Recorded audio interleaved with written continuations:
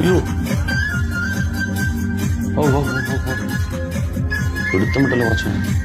പൂർണ്ണമായിട്ട് പറയും ഇത് തോന്നിവാസമാണെന്നുള്ളത്. ഉസ്താദുമാർ പറയട്ടെ ബാക്കി.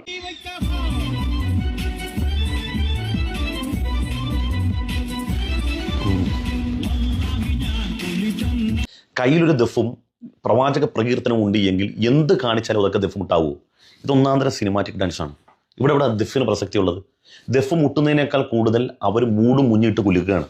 അസ്സലാമു അലൈക്കും, welcome back to Visal media. ഞാൻ ഫഖ്റുദ്ദീൻ മന്ദാർ. ഇന്ന് നബിദിനാണ്. നിങ്ങളുടെയൊക്കെ നാട്ടിൽ ഇന്നാണ് നബിദിനം ഞാൻ പ്രതീക്ഷിക്കുന്നത്. എൻ്റെ നാട്ടിലൊന്നും റാലി ഇന്നല്ല, ആഘോഷങ്ങളൊക്കെ നാളെയാണ്. മൗലിദും കാര്യങ്ങളൊക്കെ ഒന്നും ഉണ്ടായിരുന്നു. ഇൻഷാ അല്ലാഹ് ഞാനൊരു സുഹൈരി ഉസ്താദിൻ്റെ ഒരു വീഡിയോ കണ്ടു. ആ വീഡിയോയിൽ ഈ നബിദിനായിട്ടുള്ള മെയിൻ പരിപാടിയാണ് നമ്മൾ ഈ ദഫ് മുട്ട്. പലപ്പോഴും നബിദിനത്തിൻ്റെ കലാപരിപാടികൾ അതിരിവിടുന്ന രീതിയിലൊക്കെ കാണാം. DJ പാർട്ടികൾ ആകെ കൂടിയിട്ട് നബിദിനത്തിൻ്റെ ആ ഒരു ഹുറുമത്തിന് ചേരാത്ത കാര്യങ്ങളാണ്. 2-3 ദഫുകൾ ഞാൻ കണ്ടു. ആ ദഫുകൾ ഈ രീതിയിലൊക്കെയാണ് നമ്മുടെ ദഫുകൾ എന്നുണ്ടെങ്കിൽ നമ്മളൊരു പുനഃപരിശോധനയ്ക്ക് നമ്മുടെ ഉസ്താദുമാരും പള്ളി കമ്മിറ്റിക്കാരും ഒക്കെ തയ്യാറാവണം. നിങ്ങളുടെ നാട്ടിലൊക്കെ ഇങ്ങനത്തെ ദഫാണോ? അപ്പോൾ ആ ദഫ് നിങ്ങൾ കാണാൻ.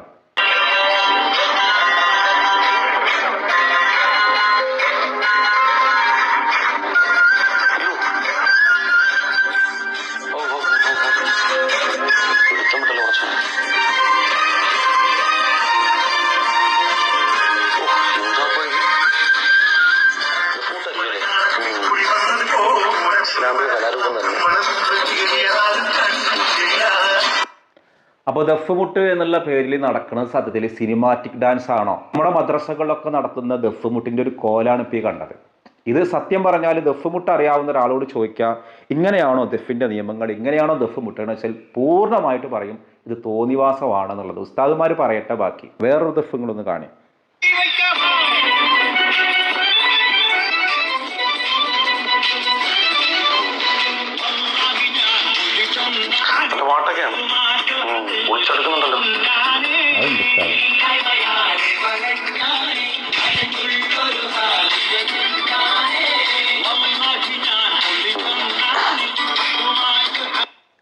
അപ്പോൾ ഇതൊക്കെയാണ് സത്യം പറഞ്ഞാൽ സങ്കടം തോന്നുകയാണ്. ഇപ്പോൾ സ്കൂളിൽ ഞാൻ തുടർച്ചയായിട്ട് 5-8 വർഷത്തോളം സ്കൂളിൽ സംസ്ഥാന സ്കൂൾ കലോത്സവത്തിൻ്റെ റിപ്പോർട്ടിങ്ങിന് പോയ ഒരാളാണ്. എനിക്ക് പ്രധാനമായിട്ട് കിട്ടൽ മാപ്പിള കലകളാണ്.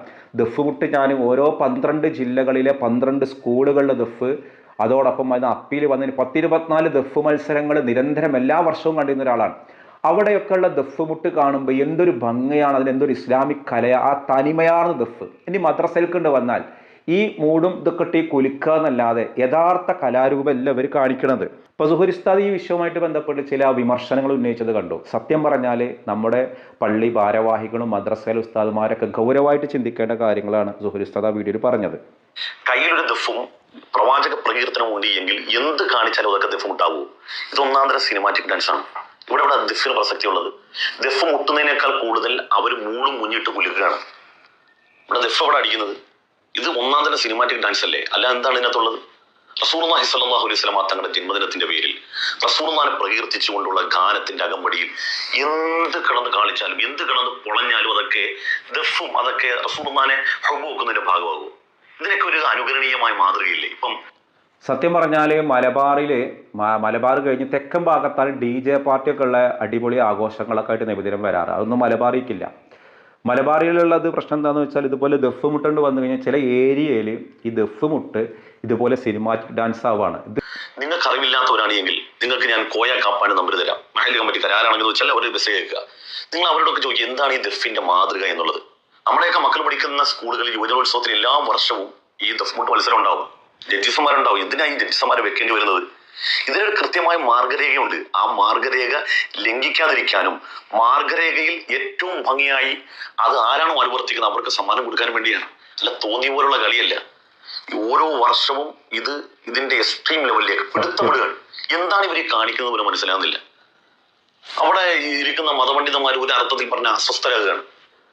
ഉസ്താദന്മാർ പോലും അസ്വസ്ഥരാകുകയാണ്. എനിക്ക് തോന്നുന്നത് ഈ ദഫ് മുട്ട് പഠിപ്പിക്കുന്നത് ദഫ് മുട്ടിൽ പരിചയിച്ച ആളുകളൊന്നുമല്ല, മറിച്ച് ഈ ഡാൻസ് മാസ്റ്റേഴ്സ് ആണെന്ന് തോന്നുന്നു.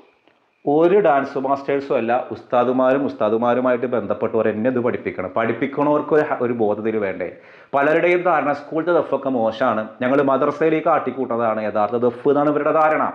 ഞാനൊരു മദ്രസാധ്യാപകനാവുന്ന കാലത്ത് ഇതുപോലെ ദഫ് പഠിപ്പിക്കാൻ വരുന്ന ആളോട് ഞാൻ പറയുന്നത് ഇതല്ലല്ലോ യഥാർത്ഥ ദഫ്. അവിടെ ആ വെള്ള വസ്ത്രമൊക്കെ ധരിച്ച് തലപ്പാവൊക്കെ ധരിച്ചിട്ട് ആ ഒരു വേഷത്തിലൊക്കെ നടക്കുമ്പോഴല്ലേ ദഫാവുക. അപ്പോൾ അതൊക്കെ സ്കൂളിലെ ദഫ്, അതൊക്കെ എന്തിനു കൊള്ളാം? ഈ സ്കൂളിലെ ദഫിൽ എന്ന് പറഞ്ഞാൽ പ്രവാചക കീർത്തനങ്ങളും അതേപോലെ ഔലിയാക്കളെ കുറിച്ചുള്ള മധുഗാനങ്ങളുമാണ് ദഫിലുണ്ടാവുക.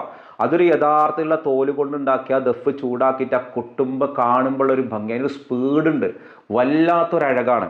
പക്ഷേ മദ്രസയിലേക്ക് വരുമ്പോൾ സ്ത്രീകൾക്കൊക്കെ കാണണമെന്നുണ്ടെങ്കിൽ ഇങ്ങനെ ഇങ്ങനെ ഇങ്ങനെ കുലുങ്ങിയിട്ട് അഞ്ചഞ്ചും അടിച്ചെങ്കിൽ മാത്രമാണ് ഒരു കാണാനഴകുണ്ട്. ഇങ്ങനെ ഈ ദഫ് എന്ന് പറയുന്ന ഈ കലാരൂപത്തെ, വളരെ പണ്ടേ അറേബ്യൻ നാട്ടിലുണ്ടായിരുന്ന കലാരൂപമാണ് ഈ ദഫ് മുട്ട്. ഹബീബായ നബി ഹിജറ വരുന്ന സമയത്ത് അവർ സ്വീകരിച്ചതുപോലും ആ ഒരു ത്വലഅൽ ബദ്റു അലൈന എന്ന് വണ്ടി ദഫ് മുട്ടിയിട്ടാണ് ആളുകൾ സ്വീകരിച്ചത്. അപ്പോൾ ദഫ് ഇത് സത്യം പറഞ്ഞാൽ ഉസ്താദുമാരൊന്നും അറിയാതെ ഏതോ ഡാൻസേഴ്സ് വന്ന് നടത്തുന്നൊന്നുമല്ല. ഇതൊക്കെ ആ നാട്ടിലുള്ള ഉസ്താദുമാർ അറിഞ്ഞുകൊണ്ട് അവിടുത്തെ കമ്മിറ്റിക്കാരൊക്കെ അറിഞ്ഞു. അതുകൊണ്ട് കമ്മിറ്റിക്കാരും ഉസ്താദുമാരും ഒരു പുനർവിചിന്തനം നടത്തേണ്ടത്, യഥാർത്ഥ ദഫിലേക്ക് കൊണ്ടുവരണം. ഇനിയിപ്പോൾ വേഷങ്ങളിലൊരു പാൻസും അതേപോലെ നല്ല കളറായ ഡ്രസ്സൊക്കെ ഉണ്ട്, അത് അങ്ങിലായിക്കോളും. പക്ഷേ ഈ അമിതമായിട്ടുള്ള ഈ ഒരു സിനിമാറ്റിക് കലാരൂപത്തിലേക്ക് വരിക. ഒരു സ്കൂളിൽ ഒരു കലാമത്സരത്തിന് പോലും സിനിമാറ്റിക് ഡാൻസ് ഒരു കലാമത്സരം അല്ലല്ലോ. സ്കൂളിലൊക്കെ തനതായ കലാരൂപങ്ങളെ പരിപോഷിപ്പിക്കാനാണ് ദഫ്മുട്ടും അറബനമുട്ടും അതോടൊപ്പം ഒപ്പനയും കോൽക്കളിയൊക്കെ മത്സര ഇനാക്കി പ്രഖ്യാപിച്ചത്. എവിടെയെങ്കിലും നിങ്ങൾ സിനിമാറ്റിക് ഡാൻസ് ഒരു മത്സര ഇനാക്കി പ്രഖ്യാപിച്ച് കണ്ടിട്ടുണ്ടോ? അപ്പോൾ നമ്മുടെ പള്ളികളിലും മദ്രസകളിലും ഹബീബായ നബിയുടെ ജന്മദിനം ആഘോഷിക്കുന്ന സമയത്ത് ഇത്തരം സിനിമാറ്റിക് ഡാൻസ് വേഷം മാറിയിട്ട് ദഫ്മുട്ടാണെന്ന് പറഞ്ഞു വരുമ്പോൾ ഉസ്താദുമാരെ, ഇത് നാളെ ഒരു കാലത്ത് ഇത് നമ്മുടെ കയ്യിൽ നിന്ന് നഷ്ടപ്പെട്ടു പോകാൻ സാധ്യതയുണ്ട്. ഇതിൻ്റെ നിയന്ത്രണം അതുകൊണ്ട് ഇപ്പോൾ നിയന്ത്രിച്ചു കഴിഞ്ഞാൽ ദഫ് മുട്ടെന്ന് പേരുള്ള ഈ തോന്നിവാസങ്ങൾ നമുക്ക് ഇല്ലാതാക്കാം. സത്യം പറഞ്ഞാൽ നമ്മുടെ ഈ നബിദിനാഘോഷങ്ങളിൽ ഇനി വരുന്നൊരു സമയത്ത് സംഭവിക്കുന്നത് പാർട്ടി ടീംസ് അത് കൈയാളും.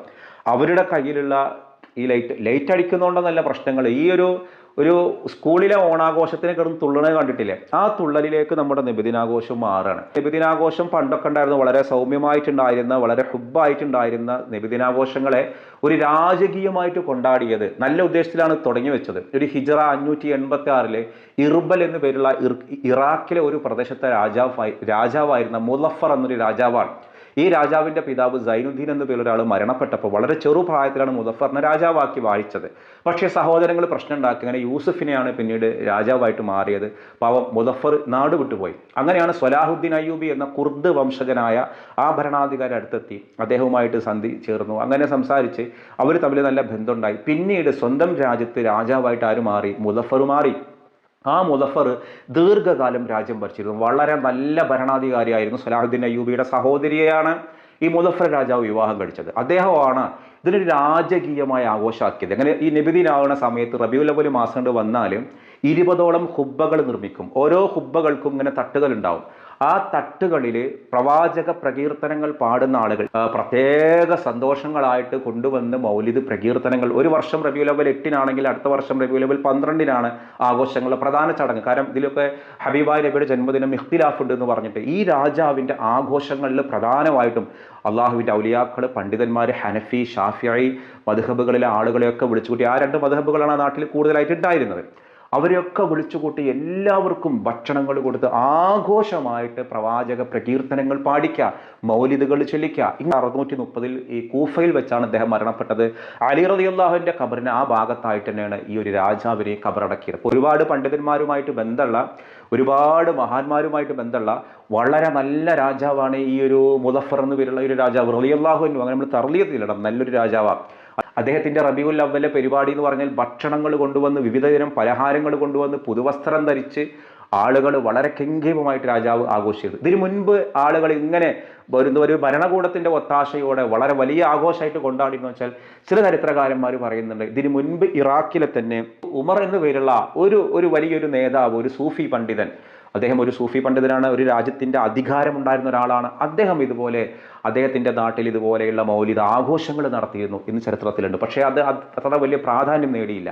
ഈ മുദഫർ രാജാവ് കൊണ്ടുവന്നപ്പോഴാണ് അതിന് വലിയ പ്രാധാന്യം ഉണ്ടായത്. അപ്പോൾ നമ്മുടെ നാട്ടിലെ നബിദിനം എന്ന് പറയുന്നത് എപ്പോഴും അതിൻ്റെ തനിമയോടുകൂടി നമ്മൾ ആഘോഷിക്കണം. ഇപ്പോൾ നബിദിനായിട്ട് ഒരുപാട് പേര് നബിദിനാശംസകൾ നേർന്നപ്പോൾ അതിൻ്റെ അടിയിലൊക്കെ നബിദിനം ഞങ്ങൾക്കില്ല, നബിദിനത്തിന് ഖുർആനിൽ തെളിവില്ല, ഇസ്ലാമിൽ തെളിവില്ല, ഹദീസിലില്ല എന്നൊക്കെ പറഞ്ഞ് കരഞ്ഞ് മെഴുകുന്ന ആളുകളുണ്ട്.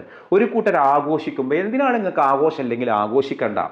ആഘോഷിക്കുന്നവർ ആഘോഷിക്കട്ടെ. ലോകത്തുള്ള എല്ലാ രാജ്യങ്ങളും, ഡെൻമാർക്ക്, യൂറോപ്യൻ രാജ്യങ്ങളിലൊക്കെ വിവിധ രീതികളിൽ നബിദിനം ആഘോഷിക്കുന്നുണ്ട്. നബിദിനം എന്ന് പറഞ്ഞാൽ ഈ DJ പാർട്ടിയും ദഫ്മുട്ടും മാത്രമല്ല, ഹബീബായ നബിയുടെ പേരിൽ സ്വലാത്ത് ചെല്ലുക, ആ ജീവിതം പകർത്തുക, ആ ഭൗതിക ചരിത്രങ്ങൾ മനസ്സിലാക്കുക, ഹബീബായ നബിയുടെ ഖുസൂസിയത്ത് മനസ്സിലാക്കുക. ഇത്തരത്തിലുള്ള DJ ദഫ്മുട്ടിനോടുള്ള നിങ്ങളുടെ നിലപാട് എന്താണ്? ഇങ്ങനെയുള്ള സിനിമാറ്റിക് ദഫ് മുട്ട് എന്ന് പറയുന്നത് ശരിയാണോ? ഏതായാലും ഈ വീഡിയോ കാണുന്ന ആളുകളൊക്കെ അഭിപ്രായങ്ങൾ കമൻറ്റ് ചെയ്യണം. അപ്പോൾ ഇൻഷാ അല്ലാഹ് കഴിഞ്ഞ വീഡിയോക്ക് എല്ലാവരും കൃത്യമായ ഉത്തരം. നമ്മൾ ഇന്ന് ചോദിക്കുന്ന ഒരു ചോദ്യം, ഇന്ത്യയിൽ നബിദിനം ഒരു പൊതു അവധിയായി പ്രഖ്യാപിച്ച ഒരു ഭരണാധികാരിയുണ്ട്. ആ ഭരണാധികാരിയുടെ പേരെന്താണ്? ഇതാണ് ചോദ്യം. ഞാൻ 2-3 ഇന്ത്യൻ പ്രധാനമന്ത്രിമാരുടെ പേര് പറയാം. ഒന്ന് ജവഹർലാൽ നെഹ്റു, മറ്റൊന്ന് രാജീവ് ഗാന്ധി, മറ്റൊന്ന് ഇന്ദിരാഗാന്ധി, മറ്റൊന്ന് VP സിംഗ്. ഇതിലാരാണ് ഇന്ത്യയിൽ നബിദിനം ഒരു പൊതു അവധിയായിട്ട് പ്രഖ്യാപിച്ച ഭരണാധികാരി? ഉത്തരവാണ് നിങ്ങൾ കമൻറ്റ് ചെയ്യേണ്ടത്. മറ്റൊരു ദിവസം മറ്റൊരു വീഡിയോയുമായി വീണ്ടും കാണാം. അസ്സലാമു അലൈക്കും.